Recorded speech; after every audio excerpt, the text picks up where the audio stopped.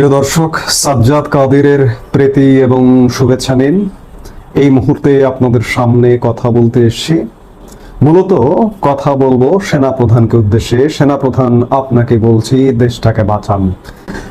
আজকে সকাল সকাল এই প্রসঙ্গটি অবতারণা করবার প্রধানতম কারণ হচ্ছে গতকালকে আমরা একটি গুরুতর মব ক্রিয়েট করতে দেখলাম। সাবেক প্রধান নির্বাচন কমিশনার কে এম নুরুল হুদার সাথে যে ধরনের আচরণ করা হলো, মব সৃষ্টিকারীরা যে ব্যবহারটা করলেন, তাতে আমরা বাংলাদেশের মানুষ মর্মাহত হয়েছে। আজকে একটা বছর হয়ে গেছে, তারপরেও সামাজিক বিশৃঙ্খলা বন্ধ হচ্ছে না, মব বন্ধ হচ্ছে না। সেনাপ্রধান জেনারেল ওয়াকারুজ্জামানকেই আমরা কাঠগড়ায় দাঁড় করাতে চাই, এবং শুধু কাঠগড়ায় দাঁড় করাতে চাই না, আমরা তাকে দায়িত্ব দিতে চাই। তিনি তো দায়িত্ব নিয়েছিলেন, কিন্তু দায়িত্ব নিয়েও নেননি। তিনি 5 অগাস্ট 2024 সালে বলেছিলেন, আমি দায়িত্ব নিচ্ছি। এরপরেও বিভিন্ন বক্তব্যে বিভিন্ন সময়ে সেনাবাহিনীর পক্ষ থেকে বলা হয়েছে কোনো প্রকার মব বরদাস্ত করা হবে না।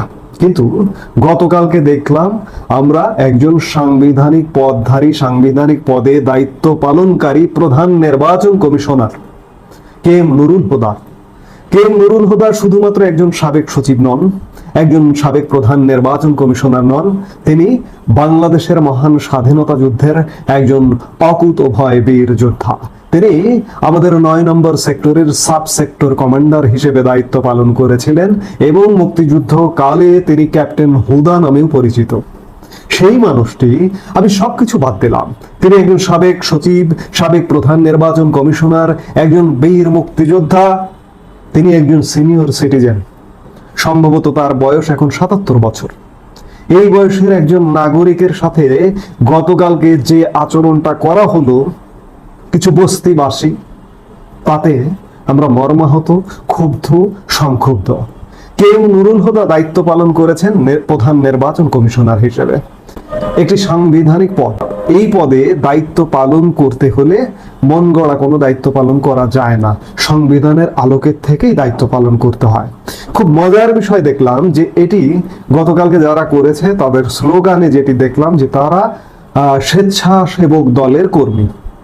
গতকালকে সকাল দিনের প্রথম ভাগে বিএনপির পক্ষ থেকে, বিএনপির জাতীয় কেন্দ্রীয় নির্বাহী কমিটির পক্ষ থেকে বিগত 3টি নির্বাচন কমিশনের সাথে যারা যুক্ত ছিলেন, প্রধান নির্বাচন কমিশনার এবং নির্বাচন কমিশনারগণ 2014, 2018 এবং 2024, এই 3টি নির্বাচন কমিশনে যারা নেতৃত্ব ছিলেন, তাদের এগেইনস্টে বিএনপির জাতীয় নির্বাহী কমিটির একজন সদস্য মামলা করেছেন। তাহলে এই মামলাটি যদি একজন নির্বাহী কমিটির সদস্য করে থাকেন, বিএনপি দলগতভাবে এই মামলাটি করেছে, এবং সন্ধ্যায় বিএনপির পক্ষ থেকে, বিএনপির স্বেচ্ছাসেবক দলের পক্ষ থেকেই কে এম নুরুল হুদার সাথে এমন আচরণটা করা হলো। কে এম নুরুল হুদা যদি অপরাধী হয়ে থাকেন, আইন আছে, আদালত আছে, আপনারা মামলা করেছেন, মামলার শুনানি হবে, শুনানি হবার পরে তার বিরুদ্ধে যদি ওয়ারেন্ট ইস্যু হয় তবে তিনি গ্রেপ্তার হবেন। কিন্তু আপনারা সকালে মামলা করলেন, বিকেলে সন্ধ্যায় তার সাথে যে আচরণ করলেন, এটি নজিরবিহীন। আজকে বিএনপি বোঝাতে চাচ্ছেন আপনারা কি ধোয়া তুলসী পাতা? আপনাদের সময় অনিয়ম হয়নি, আপনাদের সময় নির্বাচনে কারচুপি হয়নি, আপনাদের সময় দুর্নীতি হয়নি। বাংলাদেশের মানুষকে কি বোঝাতে চান? যেটি বোঝাতে চান, বাংলাদেশের মানুষ কিন্তু বুঝতে পারছে যে বিএনপি যদি পুরো মাত্রায়, বিএনপি এবং বিএনপির সাথে যারা আছেন তারা যদি পুরো মাত্রায় বাংলাদেশের রাষ্ট্রীয় ক্ষমতায় বসে, তাহলে বাংলাদেশের আরো কি ভয়ানক পরিণতি হয় সেটি বাংলাদেশ বুঝে গেছে। আমি শুরুতে বলেছিলাম যে সেনাবাহিনীকে, সেনাপ্রধানকে দায়িত্ব দিতে চাই আমরা। বাংলাদেশের মানুষ এই মুহূর্তে এটি নিশ্চিত যে আগামী খুব সহসা বাংলাদেশে নির্বাচন করা সম্ভব নয়। স্বাভাবিক আইন শৃঙ্খলা নিয়ন্ত্রণ করাই সম্ভব হচ্ছে না, স্বাভাবিক দেশে শান্তি শৃঙ্খলা বজায় রাখাই সম্ভব হচ্ছে না। আর নির্বাচন, জাতীয় সংসদ নির্বাচন, এটি তো একটা বিশাল ব্যাপার। জাতীয় সংসদ নির্বাচনে একটা বাড়তি সতর্কতার প্রয়োজন হয়। সেই সতর্কতা তো দূরের কথা, স্বাভাবিক জীবনযাপনই করতে পারছে না মানুষ, সেই জায়গায় নির্বাচন। আর এই যে বর্তমান যে একটি সরকার আছে কিনা সে ব্যাপারে বাংলাদেশের মানুষ যথেষ্ট সন্দিহান। কে এম নুরুল হুদা যদি অপরাধ করে থাকেন, বিচার করার এখতিয়ার শুধুমাত্র আদালতের। সাধারণ জনগণ তার সাথে এমন কোনো আচরণ করতে পারে না যার দরুন ফৌজদারি অপরাধ ঘটে। কালকে মবকারীরা ফৌজদারি অপরাধ করে ফেলেছেন তার সঙ্গে। আজকে কোথায় দেশের সরকার? কোথায় সরকার একটি দায়সারা গোছের বিবৃতি দিয়েছে? প্রধান উপদেষ্টা মোহাম্মদ ইউনূসের ফেসবুক পেজে একটা বিবৃতি চোখে পড়লো যে দেশের মানুষকে আইন শৃঙ্খলা আইন হাতে তুলে না নিতে। ঘটনা ঘটবার পর বিবৃতি দিচ্ছেন, বিবৃতি দিয়ে কি লাভ হচ্ছে? আমরা দেখতে চাই যে যদিও যে অপদস্থ করা হয়েছে কে এম নুরুল হুদাকে, এটির কোনো পূরণ হবে না, কিন্তু দেখতে চাই যারা গতকালকে মব সৃষ্টি করেছে তারা অ্যারেস্ট হয়েছে। সেনাবাহিনীকে এজন্যই বলছি, সেনাপ্রধানকে এজন্যই বলছি যে দেখুন, সেনাপ্রধান জেনারেল ওয়াকারুজ্জামান, আমাদের দেশের মানুষের ইতিমধ্যেই দেখা হয়ে গেছে। আমরা 11 মাসে অবস্থান করছি, আগামী মাসে 1 বছর হবে এই যে অন্তর্বর্তীকালীন সরকার পিরিয়ডটি। এই সরকার কি করতে পারবে বা কি করতে পারে এটি আমাদের অন্ততপক্ষে দেশের নাগরিকদের বোঝা হয়ে গেছে। সেই জায়গায় এই সরকারকে দিয়ে আমরা দেশের আইন শৃঙ্খলা স্বাভাবিক রাখা, আগামী নির্বাচন করা, এগুলো আর প্রত্যাশা করি না। তাই আমাদের সাধারণ মানুষের একান্ত প্রত্যাশা যে আপনি দায়িত্ব নিয়েছেন, আপনার বাহিনীর পক্ষ থেকে বারবার বলা হয়েছে যে মব সহ্য করা হবে না, আপনি দায়িত্ব নিয়েও মব হচ্ছে, মব সহ্য করা হবে না তবুও মব হচ্ছে। আমি জানি, আমরা জানি যে সেনাবাহিনীর সীমাবদ্ধতা আছে, আর সেনাবাহিনী দেশের প্রধান আইন শৃঙ্খলা রক্ষাকারী বাহিনী নয়। সেনাবাহিনীর কাজ দেশের স্বাধীনতা সার্বভৌমত্ব বজায় রাখা, দেশের স্বাধীনতা সার্বভৌমত্ব হুমকির মুখে পড়লে তার বিরুদ্ধে অ্যাকশনে যাওয়া। কিন্তু দেশের প্রত্যাহিক আইন শৃঙ্খলা নিয়ন্ত্রণের দায়িত্ব পুলিশের। সেই পুলিশ আজও সঠিকভাবে কাজে নামতে পারেনি। এই ব্যাপারে আর কোনো সন্দেহের অবকাশ নেই। এখনো যেহেতু প্রায় 1 বছর হতে চললে, এখনো যেহেতু মব হচ্ছে, সেহেতু বুঝেই নিতে হবে। এবং পুলিশের সামনে মব হচ্ছে। গতকালকে পুলিশের সামনে কে এম নুরুল হুদাকে হেনস্থা করা হয়েছে।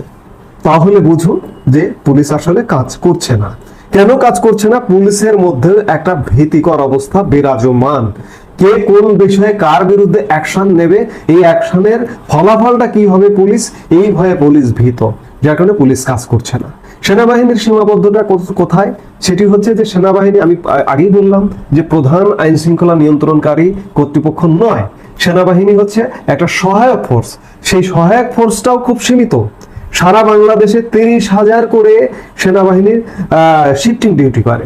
এক শিফট নামে, এক শিফট উঠে যায়, আবার এক শিফট নামে, এইভাবে দায়িত্ব পালন করে। কাজেই এই প্রায় 18-20 কোটি জনসংখ্যাকে নিয়ন্ত্রণ করা, সুরক্ষা দেওয়া, আইনের আওতায় আনা, তাদেরকে মাত্র 30,000 সৈন্য দিয়ে এটি এক প্রকার অসম্ভব। এই অসম্ভবকে সম্ভব করতে হলে খুব কঠোর পদক্ষেপে যেতে হবে। এক প্রকার যদি বলতে হয় যে আজকে দেশের যে অবস্থা, আমরা মার্শাল্লাহ চাই না, তারপরেও মার্শাল্লাহ বা জরুরি অবস্থা জারি করে হলেও যে এই ধরনের বাংলাদেশে কোনো ধরনের অপরাধ ঘটবে না, জরুরি অবস্থা জারি করে হলেও একটা পরিবর্তনশীল প্রেক্ষাপট তৈরি করুন। এই সরকারকে বাদ দিয়ে দিন, এই সরকার পারবে না। এই সরকার কোনোভাবেই দেশের প্রতি দায়িত্বশীল ভূমিকা পালন করতে পারবে না।